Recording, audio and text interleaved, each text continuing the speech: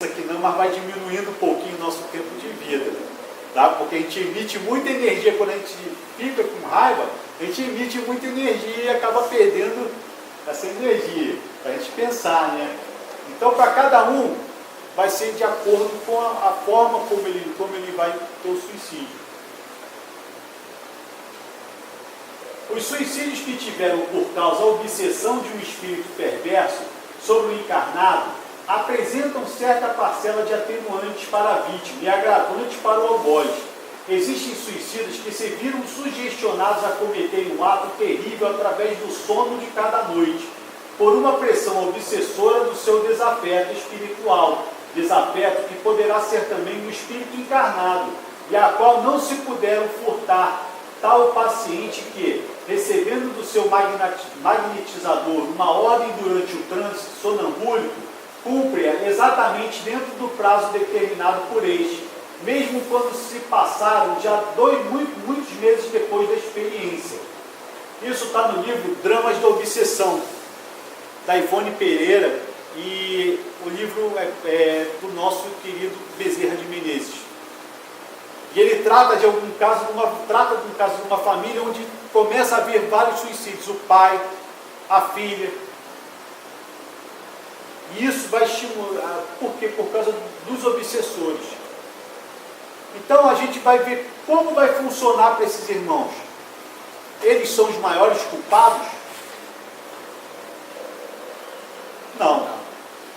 Por isso que eles têm um atenuante. Por isso que a gente está falando que para cada um vai existir uma forma de se pagar esse ato, se responder por esse ato.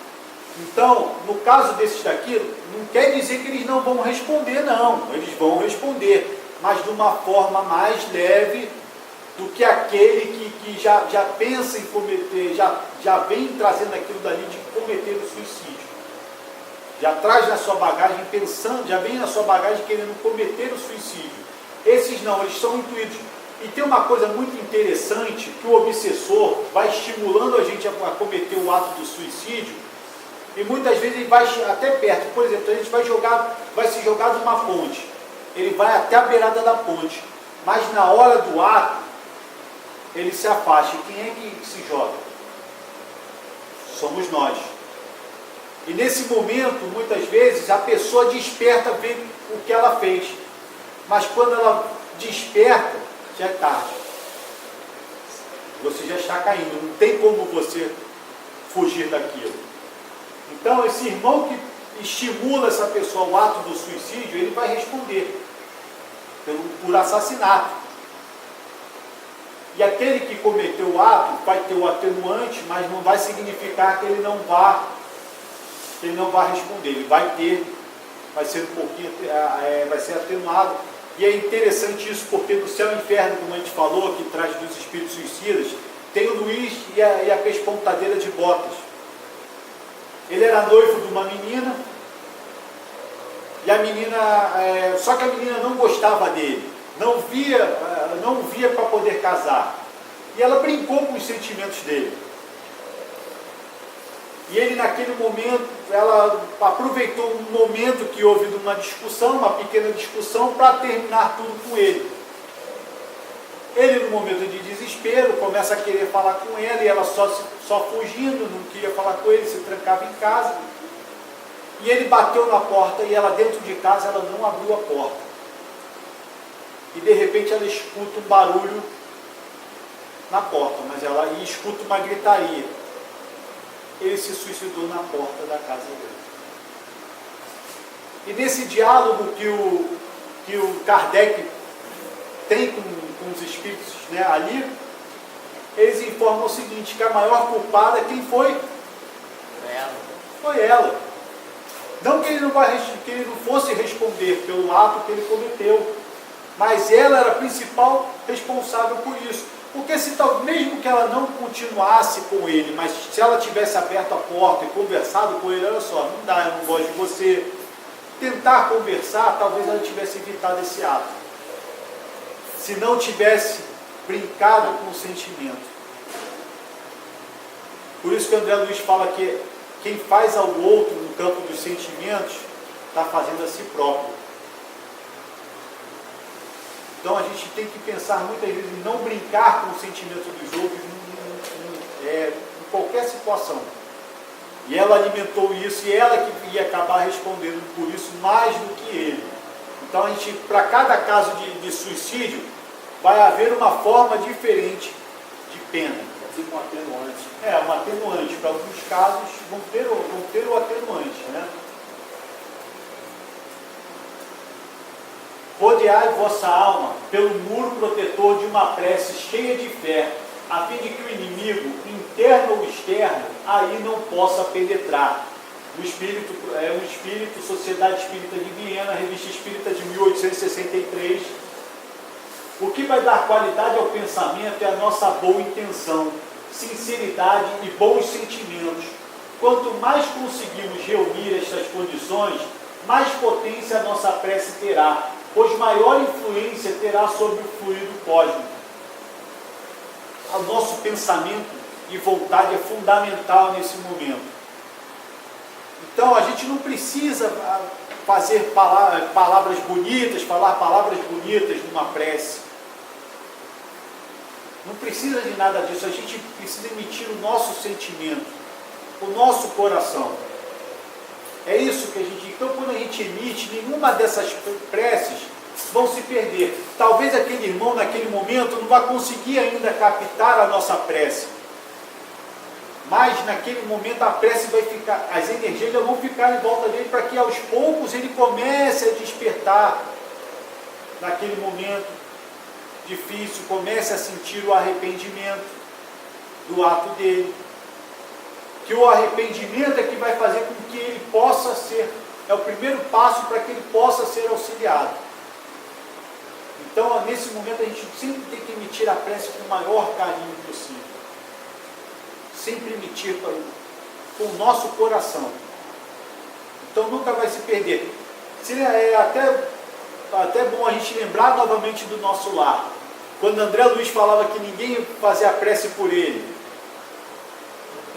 mas ninguém fez prece por mim. A mãe fazia preces por ele, mas ele estava tão voltado naquele momento ali para ele mesmo, para o sofrimento dele, que ele não conseguia perceber essa prece, não conseguia perceber essa vibração. Não só ela, porque a gente no filme só fala que uma pessoa, duas pessoas que fizeram a prece por ele, mas no livro fala que várias pessoas que ele ajudou, mesmo ele não sendo um exemplo de bondade, mas ele auxiliou algumas pessoas. E essas pessoas emitiram bons pensamentos, fizeram prece por ele. E o que acabou auxiliando depois é que ele tivesse esse despertar lento. Mas um dia a prece, que nem aquele ditado que a gente fala, água mole e pedra dura, tanto bate até que fura. A prece é a mesma coisa. A gente vai emitindo a prece, uma hora a prece vai tocar o coração daquela pessoa. E quando tocar, ela vai despertar. Isso que a gente precisa. Então a gente nunca pode desistir de ninguém. E posso falar uma coisa? A gente não pode desistir dos nossos políticos não, tá? Porque o que a gente vê mais é a gente falando mal de político em vez da gente emitir preces para eles, porque dentro deles tem pessoas boas que querem trabalhar. E através das nossas preces é que os bons vão começar a ganhar força para reverter esse jogo. E até eles mesmos começarem a pensar sobre o ato deles e tentarem modificar a situação. Então, só através da nossa prece. Se a gente emite pensamentos ruins, o que a gente espera receber de volta? A gente vai receber a mesma coisa. E a gente recebe esses pensamentos ruins que a gente recebe, que a gente emite, a gente recebe de forma o quê? Através da corrupção, através de coisas que prejudicam a gente. Então a gente precisa mudar isso, o nosso hábito da prece, o nosso pensamento é poderoso, só que a gente ainda não tem confiança nas nossas preces, a gente ainda é muito vacilante no que a gente faz. A gente tem capacidade, Jesus acredita na gente, a gente é que precisa se esforçar um pouquinho mais.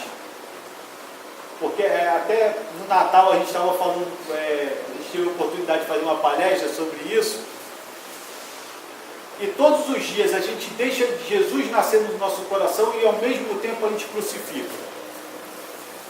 Porque quando a gente acorda de manhã, se a gente fizer uma prece, levantar de bom humor, a gente está fazendo Jesus nascer no nosso coração. Mas aí a gente sai de casa, faz sinal para o ônibus passa direto, a gente pensa mal do motorista, aí já crucificou Jesus. E aí todo dia a gente precisa exercitar isso, os nossos bons pensamentos, e a gente tem condições de fazer isso. Não é que a gente vai conseguir transformar, como a mensagem aqui no início disse aqui, não basta dizer que eu creio, para que a gente haja essa transformação, não. Mas é um exercício diário. E através das nossas atitudes que a gente vai mudando no dia a dia, o que eu posso trabalhar em mim hoje? E a contabilidade divina é perfeita. Tudo que gera consequências boas soma para você. E tudo que gera consequências ruins também entra para você. É sempre para a gente. A contabilidade não tem jeito. A gente é que precisa equilibrar essa balança e uma hora a gente vai conseguir fazer só o bem pesar, né, na balança. Espíritos penitentes. Agora a gente vai falar um pouquinho sobre esses espíritos penitentes. O que são os espíritos penitentes? São os espíritos que se arrependem. A gente colocou aqui, às vezes, aquilo dali, uma diferença entre um e outro ali, porque muitas vezes a gente não acredita no arrependimento dos outros. A gente acredita?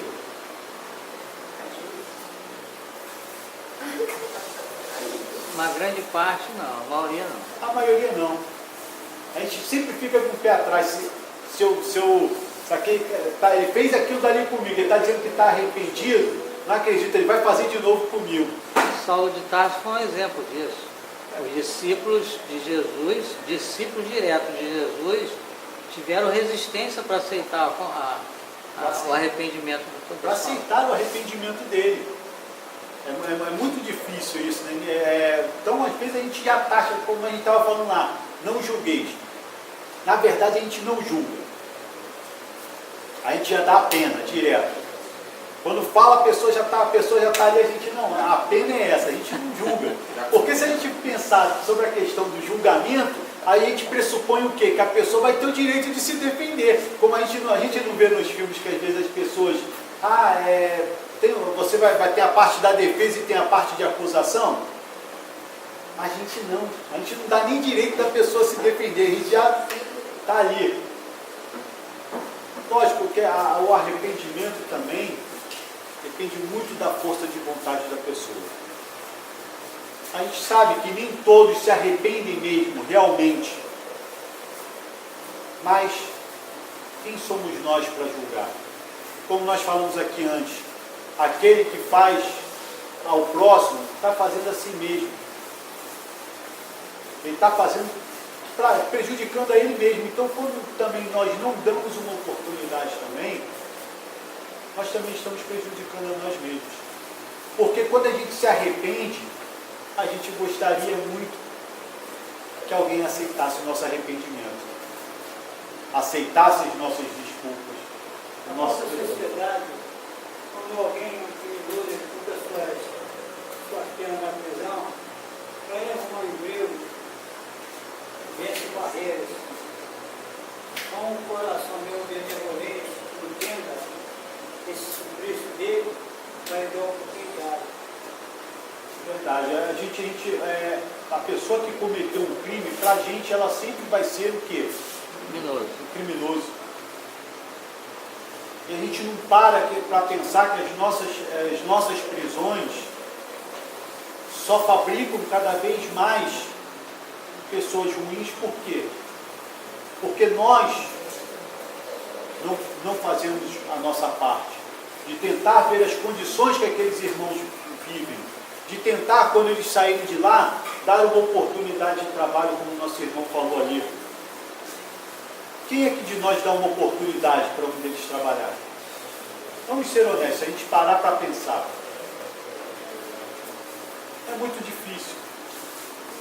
Eu vou até narrar um caso que aconteceu comigo no início do ano passado para vocês, porque me fez pensar muito. Eu fui assaltado dentro de um ônibus, assaltaram todo mundo. Questão de 2 pontos Os caras entraram no ônibus, um estava bem arrumado, o outro parecia um camelô com seu isopor, e eles puxaram as armas e assaltaram todo mundo, levaram meus documentos, levaram, na época eu estava indo viajar, levaram minhas roupas. E o pensamento de revolta dentro do ônibus foi enorme, de várias pessoas falando. Eu confesso para vocês que a única coisa que eu fiz foi entrar em prece e agradecer a Deus, porque o cara encostou praticamente a arma em mim. E ele não levou documento de ninguém, ele só levou o meu. Eu acho que eles pensaram que eu era policial, por causa disso. E a única coisa que eu fiz foi agradecer a Deus. Porque bens materiais, daqui a pouco a gente consegue, mas de eu ter a minha vida ali preservada. E nessas discussões, um dos mais exaltados, que não vale nem a pena a gente repetir o que ele estava falando, ele virou, ele até queria agredir um motorista e tudo, ele virou e olhou para mim, aqui o rapaz está até em trauma aqui, não consegue nem falar. Eu falei para ele, eu virei para ele e falei assim, não, eu não estou em trauma. A única coisa que eu estou fazendo aqui é agradecendo a Deus, porque não morreu ninguém dentro do ônibus. Estamos todos nós aqui, fomos assaltados, mas está todo mundo bem, ninguém foi agredido, não mataram ninguém. Coisas materiais depois eu vou conseguir, se Deus quiser. Ele naquele momento, ele gaguejou, foi acalmando, acabou, não falou mais nada. Eu fui para a delegacia, dei parte por causa dos meus documentos, aquela coisa toda, e me fez pensar o seguinte, aquele irmão que me assaltou,